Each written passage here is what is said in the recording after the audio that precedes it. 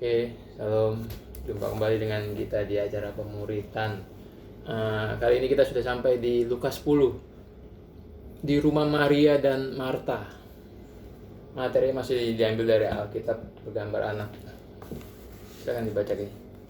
Di rumah Maria dan Marta, Yesus datang ke sebuah desa di tempat Maria tinggal. Dia mengundang Yesus ke rumahnya. Marta punya saudara perempuan bernama Maria. Maria duduk di dekat kaki Yesus dan mendengarkan ajarannya. Tetapi Marta sangat sibuk melakukan pekerjaan rumah. Marta mendekati Yesus dan berkata, "Saudariku membiarkanku bekerja sendiri. Tidakkah engkau peduli? Suruhlah dia membantuku." "Marta, Marta," jawab Tuhan, "engkau khawatir dan sibuk mengurusi banyak hal. Akan tetapi hanya satu yang penting. Maria telah memilih yang terbaik, dan hal itu tak akan diambil darinya." Dah. Seperti biasa kita akan mulainya dengan Injil. Injil adalah kabar baik. Apa kabar baiknya? Kabar baiknya adalah Allah turun ke bumi dalam rupa manusia yang bernama Yesus. Dia menjalani semua perintah Bapanya di perjanjian lama dengan sempurna. Seharusnya kita manusia yang menaati perintah Bapa. Sampai pada akhirnya dia masuk ke Yerusalem, dia ditangkap, dihina, dipukul, dan disalibkan. Seharusnya kita manusia yang dihukum, tetapi dia tanggung semuanya di pundaknya. Dia ditikam dan diremukkan oleh Bapanya sendiri untuk memuaskan murka dan keadilan Bapanya. Dia mati di kayu salib, dikuburkan, 3 hari kemudian dia dibangkitkan sebagai tanda pembayarannya telah lunas dan nama baiknya telah dipulihkan. Karena Yesus bukanlah seorang penjahat, melainkan anak Allah. Karena kebangkitan Yesus adalah lambang kemenangan bagi kita orang dosa. Jadi kita orang dosa harus bertobat dan percaya Injil agar dapat diselamatkan dan dapat masuk ke surga dengan mengandalkan nama Kristus. Kebenaran Kristus. Kemarin terakhir kita belajar tentang di Lukas. Sebelum Lukas ini kan, kalau ini Lukas 10 ayat 38. Jadi sebelum itu tentang Samaria. Ya. Orang Samaria yang baik hati. Konteksnya tentang kasih kepada sesama tanpa memandang muka. Ya. Nah, ini Maria dan Marta ini, kalau menurut Papi ya konteksnya ini kasih terhadap Tuhan. Kasih kita terhadap Tuhan. Ya, dulu kita pernah belajar, kalau nggak salah Papi dulu pernah bilang bahwa ini tipe dari orang Kristen. Ya. Kalau dilihat di orang Samaria tuh ada juga orang Kristen yang berbuat baiknya hanya memandang muka. Ya.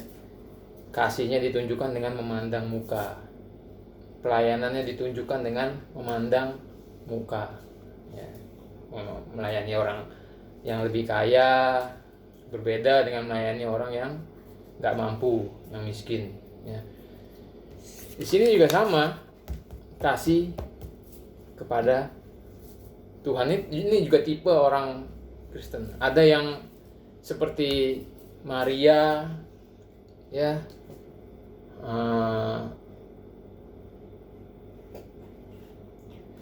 dia duduk dekat kaki Tuhan. Perempuan itu mempunyai seorang saudara yang bernama Maria. Maria ini duduk dekat kaki Tuhan dan terus mendengarkan perkataannya. Ya. Ini tipe orang Kristen yang serius sama Tuhan, serius sama kerohaniannya. Ya, dia bisa duduk dengan serius di kaki Tuhan, punya hubungan dengan Tuhan. Ya, kalau kita sekarang kita berdoa, baca firman, ya, ini tanda-tanda buah dari, hampir lah, ini bisa dibilang tanda-tanda buah dari seorang yang sudah diselamatkan. Tapi hampir, nggak sepenuhnya Babi bilang, ya. Tapi dia serius mendengarkan Yesus duduk di bawah kakinya. Ada juga tipe seperti Marta, sibuk. Ya, ketika Yesus Marta menemani dia di rumahnya, perempuan tuh Marta sibuk sekali melayani. Ini tipe orang Kristen yang sibuk melayani, nggak bisa diem ke sini ke situ hanya untuk melayani. Ya, terkadang dia ngomong ke Tuhan, tidakkah engkau peduli bahwa saudaraku membiarkan aku melayani seorang diri? Suruh dia membantu aku. Jadi dia ngeliat orang pun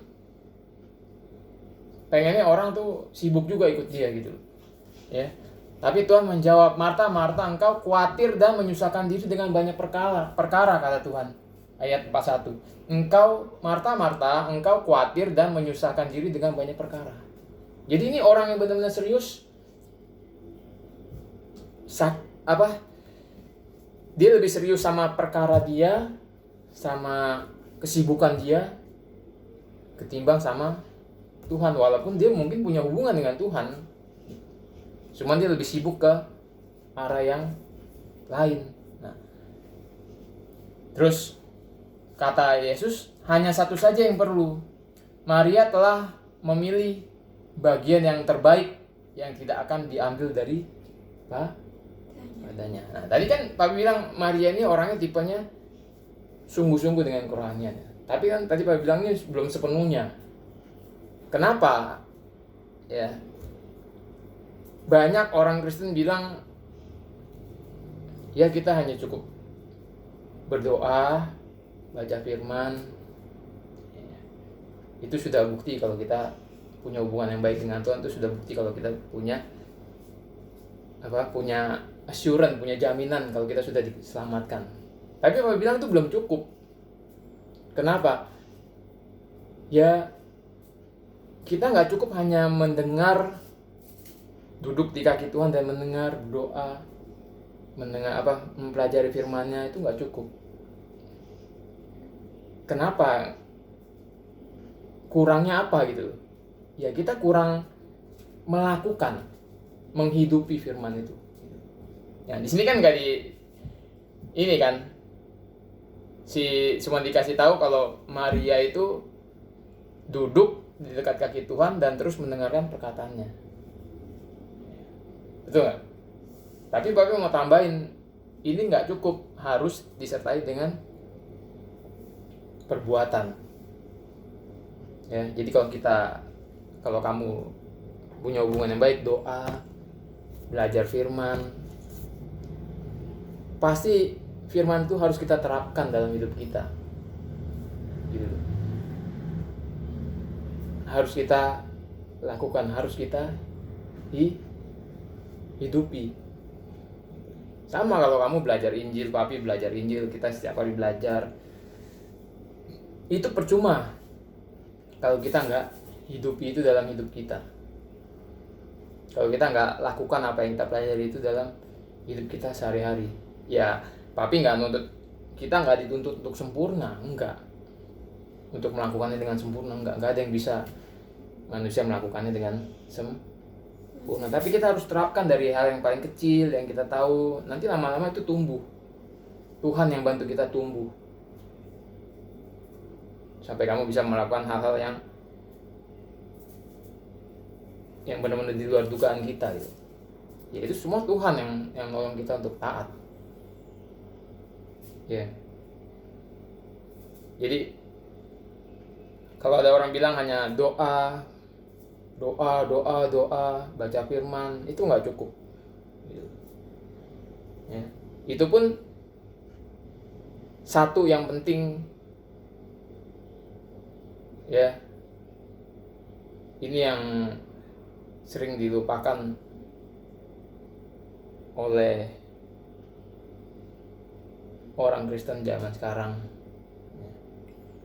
Sebelum kamu masuk ke tahap punya hubungan dengan Tuhan, tentu saja ada satu tahap yang nggak boleh dilupakan, yaitu Injil.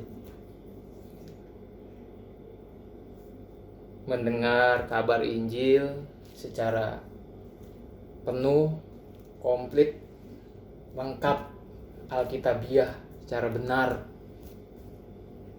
mempelajarinya. Setiap hari kita pelajari, kita harus dengar Injil, setiap hari kita pelajari Injil. Itu harus ada. Jadi nggak bisa seseorang hanya dengan suatu kali dia maju, misalkan di gereja altar call, dipanggil oleh pendeta, ayo yang mau terima Yesus maju. Dia maju, terus dia ikutin doanya si pendeta. Dia dengan tulus membuka hati, mengundang Yesus masuk ke dalam hatinya. Setelah selesai mengikuti doa, terus pendeta tersebut menyatakan kalian semua sudah selamat. Itu nggak cukup. Kenapa Pak bilang nggak cukup? Karena itu nggak alkitabiah, itu nggak biblical, nggak ada itu di Alkitab. Itu semua manipulasi pendeta.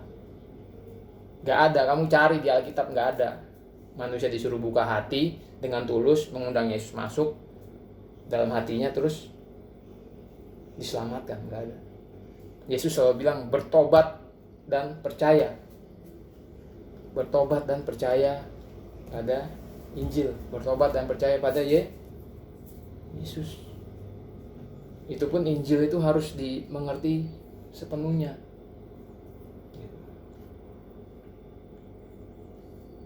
Bahwa Allah itu turun ke bumi dalam rupa manusia yang bernama Yesus. Dia lakukan semua perintah Bapaknya dengan sempurna. Seharusnya kita yang melakukan itu dengan sempurna. Semua perintah-perintah di perjanjian lama itu harusnya manusia yang melakukan dengan sempurna. Tapi manusia nggak bisa. Semuanya meleset. Yesus yang lakukan semua itu buat kita manusia. Sampai suatu hari dengan sukarela pada waktunya dia masuk ke Yerusalem. Dia ditangkap, disiksa, disalibkan. Seharusnya kita yang diperlakukan seperti itu. Kita yang dihukum karena kita nggak bisa melakukan perintah Tuhan dengan sempurna. Seharusnya kita yang dihukum. Dia disalibkan, dia ditikam, diremukkan oleh siapa? Oleh Bapaknya sendiri. Karena kita berdosa sama Tuhan. Kita berdosa bukan sama iblis. Kita berdosa sama Allah. Jadi dia tebus itu. Jadi Bapa surga itu harus menghancurkan dia. Itu ada di Yesaya 53 kalau nggak salah. Dihancurkan, diremukkan, ditikam untuk memuaskan keadilan Tuhan. Dan merubah murka Bapa itu menjadi damai. Ya. Tuhan itu murka melihat kita. Karena kita setiap hari berdosa, condongan hati kita itu berdosa. Jadi itu semua mesti dirubah. Keadilan Allah itu hakim yang adil. Kalau dia melihat orang salah, dia harus menghukum. Itu harus dipenuhi tuntutannya. Injil itu, inti dari Injil itu ya sifat Allah, sifat keadilan Allah itu inti dari Injil. Ya. Iya, Allah kasih, tapi dia juga adil. Kasihnya harus adil. Kasihnya menuntut keadilan, nggak bisa korup. Jadi dikam diremukkan sampai sempurna pembayarannya, sampai dia berkata, "It is finished," selesai di kayu salib. Dia mati, dikuburkan, 3 hari kemudian dibangkitkan sebagai tanda pembayaran dia itu sudah diterima oleh Bapa dengan sempurna. Dia dibangkitkan dan sebagai nama baiknya dipulihkan. Karena kalau dia nggak bangkit, dia tuh bisa dianggap penjahat biasa. Yesus pernah ngomong, apa kamu kira saya ini penjahat, kamu datang dengan bala tentara? Ya. Kalau dia nggak bangkit, dia akan dicap penjahat. Tapi Roma 1 ayat 4 mengatakan dia itu anak Allah, maka dia harus bangkit. Dan pembayaran telah lunas. Sebagai tanda pembayaran telah lunas, dibayar. Itu di Roma 4 kalau nggak salah. Makanya kebangkitannya Yesus itu menjadi lambang kemenangan bagi kita orang berdosa. Ketika kita bertobat dan percaya, kita akan diselamatkan. Ketika dia bangkit, dia naik ke surga, duduk di sebelah kanan Allah Bapa. Dia tunggu tuh orang-orang pilihannya, anak-anaknya, orang-orang pilihannya untuk bertobat. Kita bertobat, dia tunggu, diselamatkan. Sampai suatu hari nanti dia akan datang kembali. Ya, di hari penghakiman. Di situ sudah nggak ada lagi yang namanya pertobatan, sudah telat. Semua lutut akan bertelut. Semua lidah mengaku bahwa Yesus itu adalah Tuhan. Tapi ada bagi kita yang sudah bertobat sekarang, percaya Injil dengan benar, itu akan sangat, kita akan diadili, tapi kita diadili oleh orang pribadi yang menyelamatkan kita. Tapi ada orang-orang yang nggak percaya nanti, ketika semua bertelut, itu sudah percuma, sudah nggak ada gunanya, sudah terlambat. Jadi saat ini Yesus itu masih duduk di sebelah Bapa, menunggu kita yang ngerti Injil, menginjil, memberitakan kabar baik itu ke orang-orang supaya mereka diselamatkan, bersukacita. Itu yang ditunggu, sisa-sisa Israel gitu ya. Nanti sampai genap waktunya dia datang, ya, mungkin kita nggak akan melihat itu, mungkin kita bisa ya besok mati, 2 tahun lagi kita mati, bisa ya enggak. Makanya kita harus serius seperti Maria, serius pada Tuhan. Karena kita nggak usah ngomongin eskatologi, ilmu tentang akhir zaman, nggak perlu. Kita mungkin nggak sampai ke situ. Makanya Papi juga nggak terlalu belajar tentang eskatologi. Kalau orang nanya eskatologi, Papi cuma tahu dikit-dikit. Papi lebih baik belajar tentang Injil, buah, jaminan keselamatan. Itu menurut Papi yang paling penting. Karena kamu bisa serius dengan Tuhan, ya, orang bisa serius dengan Tuhan. Dia mau serius, dia doa, baca firman. Tapi kalau dia nggak pernah mendengar Injil, percuma. Hubungan dia sama Bapa itu nggak terbuka. Satu-satunya yang bisa membuka hubungan itu hanya Injil. Akhirnya Tuhan itu hanya bukan yang utama, gitu loh. Hanya pelengkap. Karena dia nggak pernah mendengar Injil dengan lengkap. Hanya mengulang doa, membuka hati, menerima Yesus, itu nggak ada di Alkitab. Ya, kamu harus belajar Injil itu terus sampai pengetahuan kamu tuh banyak tentang Injil. Tuhan bukain. Karena dari Injil tuh kita bisa mengetahui sifat-sifat Tuhan, kehendak Tuhan.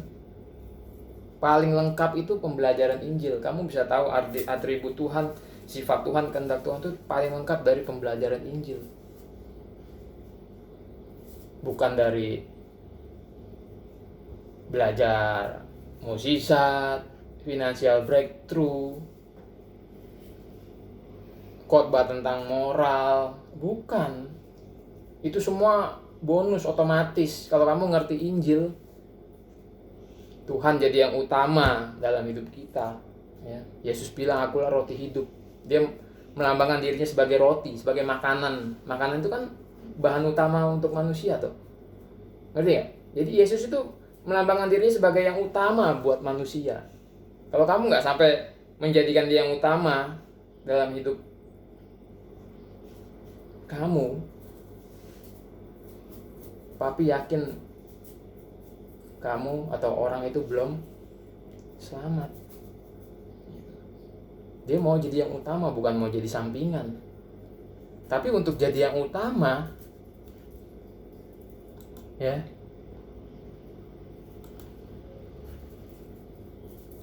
kita harus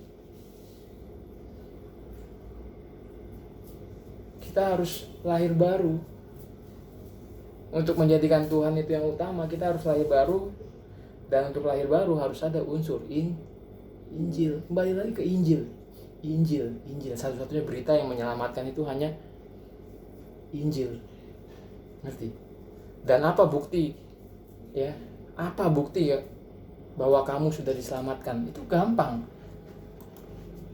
Ya maksudnya bukan gampang, prosesnya gampang ketika kita ngelihat di Alkitab. Apa bukti ya? Ya Yesus bilang di Yohanes 8 ayat 31, dia katakan, maka katanya kepada orang-orang Yahudi yang percaya kepadanya, jikalau kamu tetap dalam firman-Ku, kamu benar-benar adalah murid-Ku. Ya. Ingat, jikalau kamu tetap dalam firman-Ku, kamu benar-benar adalah murid-Ku. Jadi apa bukti kamu sudah diselamatkan? Kamu akan tetap dalam pertobatan, hidup dalam pertobatan. Kamu akan tetap dalam percaya, dalam iman. Kamu akan tetap di dalam firman Tuhan. Baca, belajar, melakukan. Itu kamu tetap sampai kamu mati. Itu tandanya kamu sudah diselamatkan. Karena kalau ketika suatu hari kamu berhenti, misalkan kamu umur berapa sekarang? Mati umur 30, kamu berhenti dari semua itu, kamu gak bakal selamat. Ngerti? Dan ini, jikalau kamu tetap dalam firman-Ku, kamu benar-benar adalah murid-Ku. Ini bukan ngomongin syarat. Kalau kamu tetap dalam firman, berarti kamu benar-benar murid. Bukan syarat. Ini bukan kehidupan bersyarat. Ya. Ini yang dimaksud dengan Yesus. Bahwa tetap dalam firman, hidup dalam pertobatan, hidup tetap dalam percaya, itu adalah buah dari keselamatan kamu yang sejati. Jadi kalau kamu tuh benar-benar diselamatkan, iman kamu sejati, ya, kamu akan punya buah, bahwa buah itu membuat kamu tetap di dalam firman, tetap dalam pertobatan, tetap dalam percaya. Itu buah. Jadi kalau suatu hari kamu berhenti,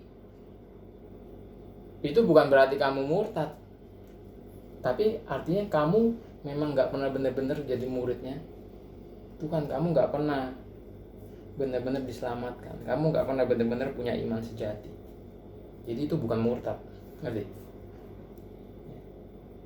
Dan kamu akan mengetahui kebenaran itu akan memerdekakan kamu. Semua yang kita ketahui, kebenaran, Injil, ya, firman yang kita pelajari, itu semua akan memerdekakan kita. Jadi ingat, terus apa tanda-tanda orang selamatkan? Dia akan terus hidup dalam pertobatan, terus percaya, terus tinggal dalam firman, percaya, tinggal dalam firman, pelajari firman, melakukan, menghidupi firman itu dalam hidup. Itu semua buah. Itu tanda-tanda keselamatan sejati kita. Tapi dengan satu catatan, kamu harus mengerti Injil secara komplit. Yang tadi Papi sebutan itu Injil itu. Tapi itu ada pembahasannya lagi, ada penjabarannya lagi.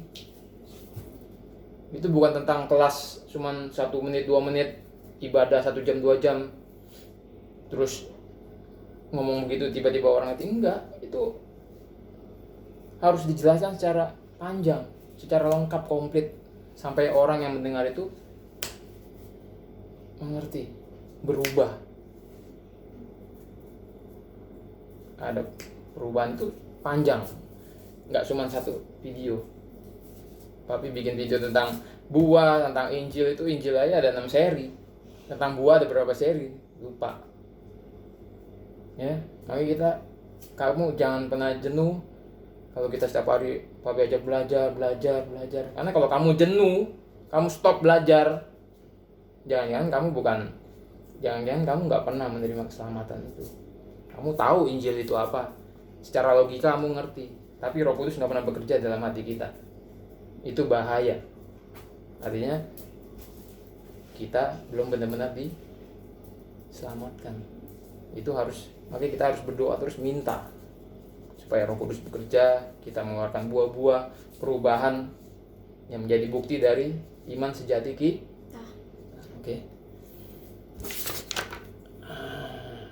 Sampai jumpa di video selanjutnya. Yesus membangkitkan Lazarus.